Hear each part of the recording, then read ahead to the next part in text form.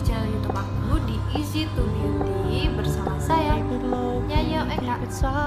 Oke teman-teman, jadi hari ini saya akan membuat video baru lagi, yaitu tentang bagaimana cara menjadi rambut agar teman-teman bisa mendapatkan rambut yang beradai tanpa alat pemanas seperti tato.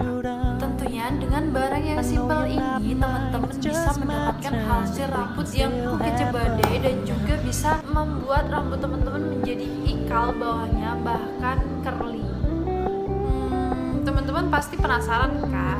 Langsung aja, nggak usah lama-lama, kita lihat tutorialnya bagaimana cara mendapatkan rambutnya.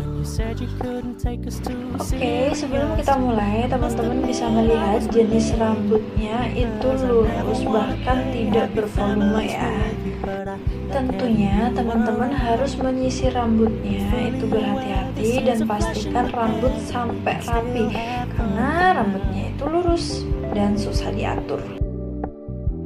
Kalau teman-teman sudah memastikan rambutnya dalam keadaan rapi, teman-teman harus memegang menggunakan tangan kiri. Dan bagian tangan kanan kita digunakan untuk menggulung rambut dari ujung. Teman-teman harus memastikan penggulungan di bagian ujung rambut itu benar-benar harus sampai tergulung agar hasil rambut menjadi maksimal dan mengglow bahkan bervolume. Di video kali ini teman-teman tidak perlu bingung karena saya memberikan video dari posisi samping kanan dan samping kiri, bahkan juga dari posisi belakang seperti ini. Jadi teman-teman bisa menonton video ini tanpa di skip dan benar-benar memperhatikan caranya.